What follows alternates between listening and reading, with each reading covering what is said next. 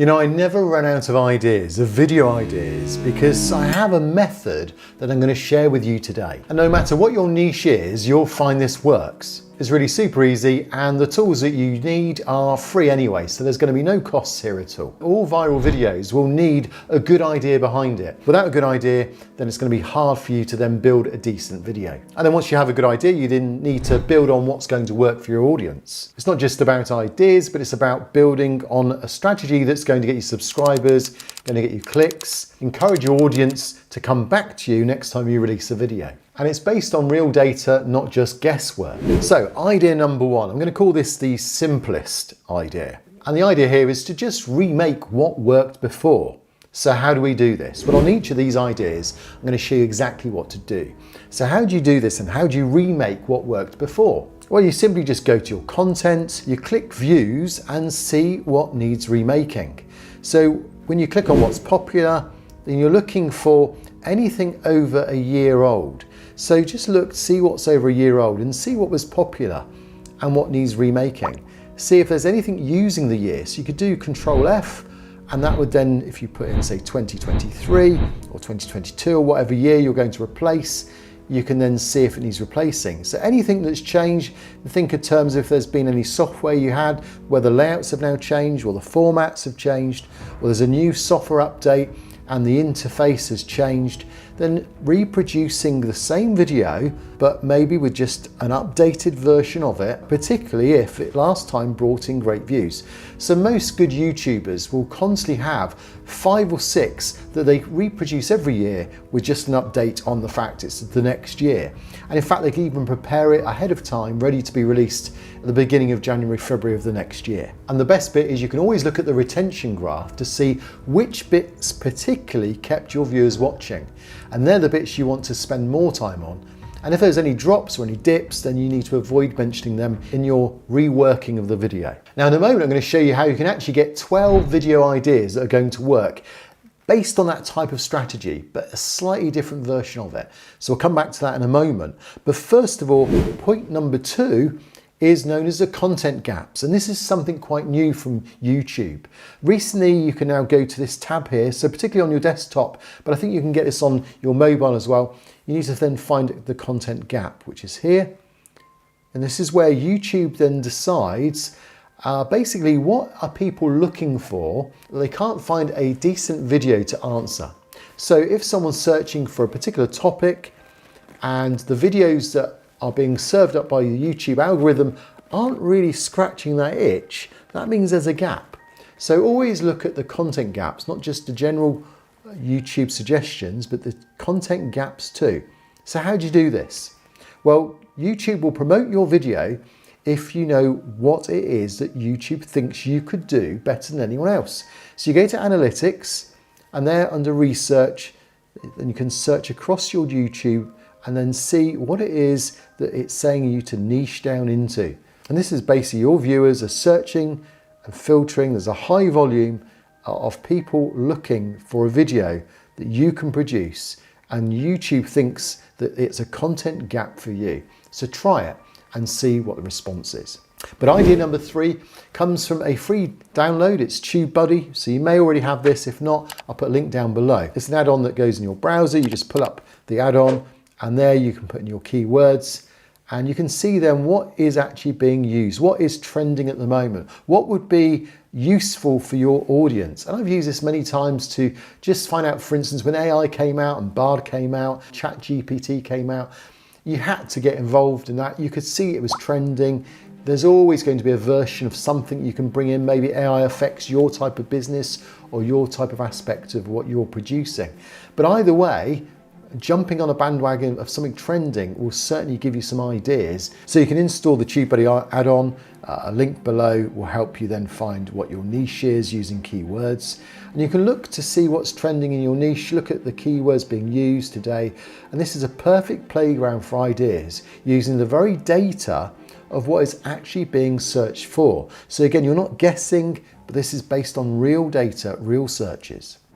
Now, idea number 4 is VPH, and it's a really useful way of finding out what's actually getting clicks on YouTube today. VPH standing for views per hour. So you get this by going to your vidIQ plugin. So again, you may have this. I'll put a link down below if you haven't. And by installing this into your browser, it will then look to see what actually are the views per hour on the videos in your niche. So if you think of the people that make great videos in your niche, have a look at theirs and see what is the best trending topics that they're doing at the moment. And ideally you want something that's been around for perhaps the last 3 or 4 months. You don't want it so old that it doesn't really make sense to do. But if it's a topic you can talk about, if it's something you're able to speak about and put your spin on it, and it's getting a lot of views, the chances are you can then hijack those types of views and bring them to your channel too. So how do you go about this? Well, there's loads what you can do, but basically you look at top suggested or non-owned. vidIQ helps you then. If you look at channel audit as well, it'll help you there to help you know what views per hour are going out. It shows you what you're doing well at, but also what your competitors or others in a similar niche are doing. These videos have the highest views per hour. So they suggest doubling down on that, creating more videos like that. And this will give you several great video ideas. It's really helpful. It's how I go about getting a lot of my ideas. And I get loads of clicks on trending areas by just studying this when I want some inspiration. So that's VPH, idea number 4. So idea number 5 is repeats. And this is the best one yet, because even though repeats don't sound particularly appealing, your audience loves these types of videos. So you just need to keep making more of them and just put a slightly different spin on it. Change the thumbnail slightly, perhaps the title slightly, bring something new into it as well. And because your audience loves it, the same audience will get served it again. And it's likely that they will then like the video. But by the fact that they like the video and they take to the video and their retention's high, it's more likely then to be introduced to new audiences as well, which will mean that then the video idea will grow, which is what you're looking for. So how do you do this? Well, you go to analytics and you just look to see what your best topics were in certain areas. The fact that when you last produced these videos, you probably had older devices. I mean, I used an old phone, I used an old light bulb, I used an old mic, my editing was on Shotcut, whereas now I use a camera, I use proper lighting, a decent mic, and I do editing on DaVinci Resolve. So every bit of the quality of my video, when I remake it, will be better because I've learned a lot since I've produced the previous videos. So then you go through your attention, you're looking for popular videos, and I would break it down into these 4 areas to get your 12 ideas. Because basically you can now search through your analytics and you're looking to find your 3 most popular videos in views from last year, your 3 most popular videos through advertising, your 3 most popular videos through your highest retention, and your 3 most highest subscribed videos. So the fact is you're now building up subscribers, a higher retention, higher advertising, and more views. And if any of those overlap, then just continue to find the next one. So it might be the top 4 or 5, but the fact is it will produce you 3 more. And I've now got a list of 12 videos that I'm going to remake this year. And that will then give my audience a chance to see an improved quality of video. And when you put those 12 videos together and then release it, that's going to have a big impact, especially as they come one after the other, because YouTube's algorithm likes to build on success. And we know these are going to be successful because they had success in the past. They're proven already with my audience. But now with all these great ideas, there is one more thing you need to do, and that's get the clicks on these videos. And that's why having the right thumbnails is essential. So if you want your videos to go viral like this, then you'll know that it all starts with a click. One of the biggest YouTubers, Ryan Trahan, realized this when his video originally was released and it flopped with only a 4.3% click-through rate. But now it's reached a massive click-through rate. It has over 24 million views, and that was because he changed the thumbnail to one that's now clicked on and is famously seen all over the internet. So if you can get a better click-through rate, there's a chance that your video is going to explode. But how do you know whether your thumbnail that you're creating is clickable in the first place? So while I was making this video, VidCon's been announcing that there's a new A/B testing. It's called Test and Compare. And in effect, you can split test up to 3 thumbnails. But unfortunately, it's not going to be out for general release until about 2024. But is there a strategy that you can use today? Absolutely. So today I'm going to share with you a strategy that uses 2 parts. One part's AI, and one part's to do with, you could say, playing pool, but more on that a bit later. So for my thumbnail strategy that I'm currently using and monitoring, I'm particularly using a tool called TubeBuddy, and it's a really helpful tool because not only does it give you an A/B test, but it also gives you this AI that I'm going to show you now. So taking this video that you're watching, the fact you're watching it means that you clicked on the thumbnail. But it'd be interesting to know which thumbnail, but it'd be interesting to, why am I a thumbnail? Blah, blah. Be interesting to know which thumbnail it was that you clicked on. And out of these 4 thumbnails, which one do you think is most clickable? And which one do you think is 38% less chance of being clicked on according to the heat map and the AI that I'm using? Well, we'll come on to that in a moment, but why not pick your A, B, C or D and put it in the comments below to see whether you are right. Of course, most of us don't have the funding of someone like Mr. Beast, who has a team of people that produce their thumbnails for him, and he does the research, they do all sorts of testing, and then the result of their thumbnails, of course, is that it increases their click-through rate. And of course, even a 0.1% increase on their click-through rate will make a huge difference to the amount of views they receive on a video. Yet most of us can't afford the team, the designers, and the people to do that for us. But we can afford something like this TubeBuddy tool that actually will pay for itself once you start to increase your click-through rate. So in effect, you can double your CTR, your click-through rate on your thumbnails, which I've done on one of my other channels, and that in effect then doubles the views, the subscriptions, and the revenue that those videos produce. So the TubeBuddy tool has several options on it. There's a free download part to it as well. I'll put the link down below. And once you then get your TubeBuddy up and running, you can see it integrates nicely into YouTube itself. So then when you're in your YouTube channel, you can then go across and you can start to then look at the heat map. You can upload several versions of your thumbnail, and it will then predict through AI where it thinks people are going to click. And that produces this heat map, and then that tells you as well how they're going to potentially be clicked on in the future. And so what I then do is put an order of those thumbnails. And that would be forming the first part of my strategy, is putting what it considers the most important or the most clickable thumbnail. I'd put that on my channel first, so it gives it a really good start when it first gets released on the video. So once you then know the order of your thumbnails and you've already got one up and running for your release of your video, this leads us onto the second part of the strategy. And this again is with the same tool, TubeBuddy, which again I've put a link down below for you. So have you ever played a game of pool in a pub? So what it is you have this situation where it's known as the winner stays on. Maybe you've played that before, where while you're winning, you remain on the table and people challenge you. And then eventually when someone beats you, you then come off the table and you can no longer play pool. And it's the winner stays on. It's basically a similar process when it comes to the A/B testing using TubeBuddy. What we're looking at doing is having the great thumbnail, the one that we think is going to be the successful one, but then we will run the other ones through. And unless it knocks it off the #1 spot, then that #1 still remains. And the only way really you can know is through real people, whether they respond and click on a thumbnail. And sometimes you can be quite surprised that the one that you don't think is going to do well does really well. So we don't always assume that your AI is going to be right, it's still learning. What we are going to go with is what physically people are clicking on. And this is known as A/B testing.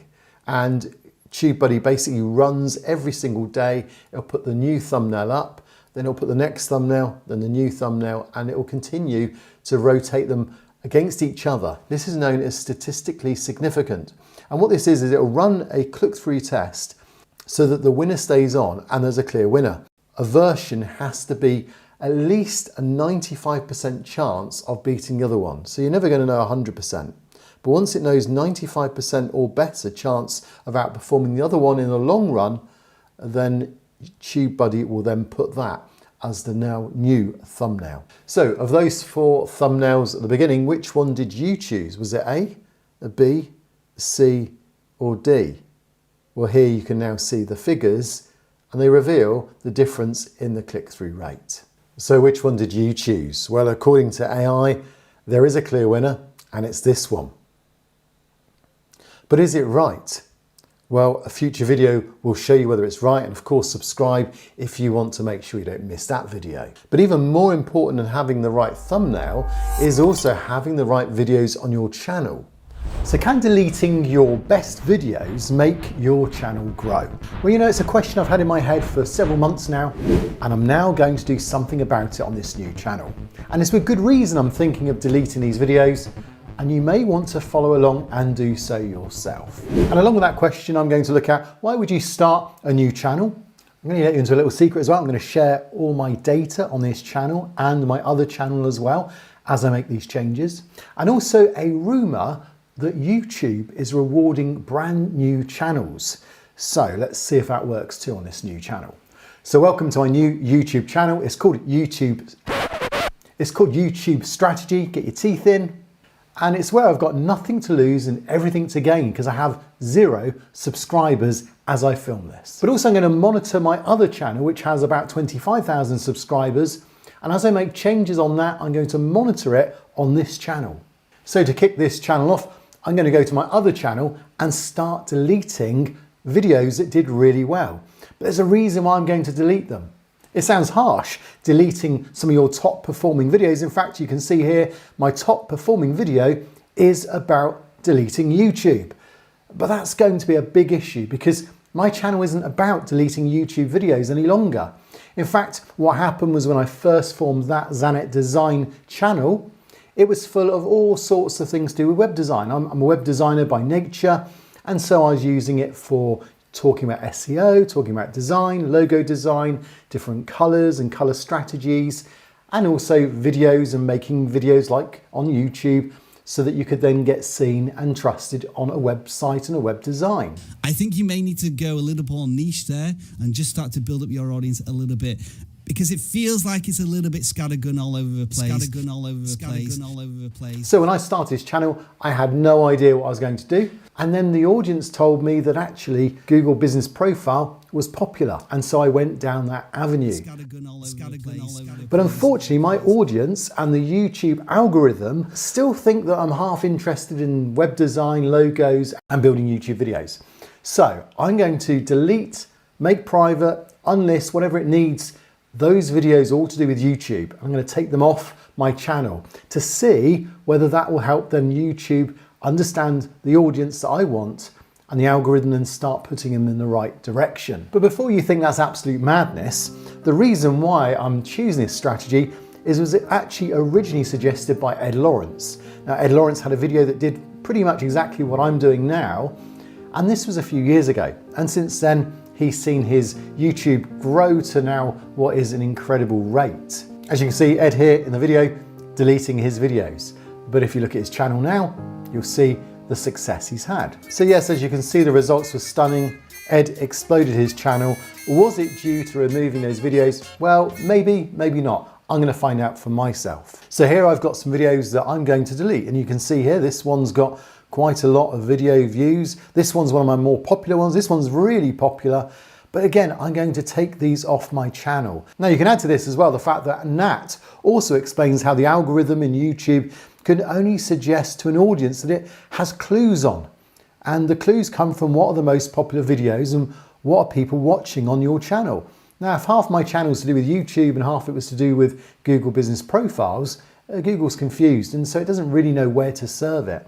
And in more recent times, I've been talking about AI as well. And that again may cause conflict with SEO, Google Business Profiles, and so on. So you've got all these different audiences and it's confused. And I'm going to try to help get clearer on what my other channel's about. And of course, this channel is purely going to be about YouTube videos. So on this channel, I'm going to show you all the data as it grows. So look for future videos about the data on this. I've also got a lot of other strategies, and I didn't want to put them all on my other channel because I felt that would really mess up the algorithm. So I wanted to put them somewhere. So this is again another reason why I've made this channel, so I can share some of these strategies with you. And additionally, having a new channel, apparently at the moment, rumors are that new channels are getting a little bit of extra help from YouTube algorithm. Now, if you don't believe me, then you can look at what Jeremy B said. Now, he says there's a strong suggestion, according to his channel, and he put a video on this, that YouTube is giving a helping hand, that even relisting old videos onto a new channel could get it the impetus it needs again to grow and explode on YouTube. So we're going to try that as well. So you'll find a lot of these videos I'm unlisting on the Zanet Design channel will come over to this channel purely just to see whether they can get some momentum again. So what key metrics are we going to need to look at to understand whether the growth is working on both channels, particularly on the Zanet Design channel? Well, the key metrics you need to look at really for growth are to do with your current subscribers. So I have about 24,500 subscribers, just under 25, but you might think that's what it's all about. But of course, most of those subscribers don't return because they subscribed once, but now they're not interested in the scattergun approach I had. But what I want is the ones that keep coming back. And if you look here, there's about over 28 days, there's just around about 31,000 that are coming back. So there's my real potential on this channel, and I need to get that to grow from 30-odd thousand. I want that to get higher. And also unique viewers as well. So if I go to 28 days, my unique viewers is about 1.6. If I go to 90 days, so the last 3 months, my unique viewers was actually higher, it was 1.7. And so that means, again, unique viewers, how many videos do they watch when they come back? So 1.7, so just under 2 videos, my average unique viewer watches when they come to my channel every month. So if we can get that to 2 or 3, then we know we're then really beginning to get people to return to our videos. So I don't agree with begging for subscribers. So don't subscribe right here if you want to join me on my journey.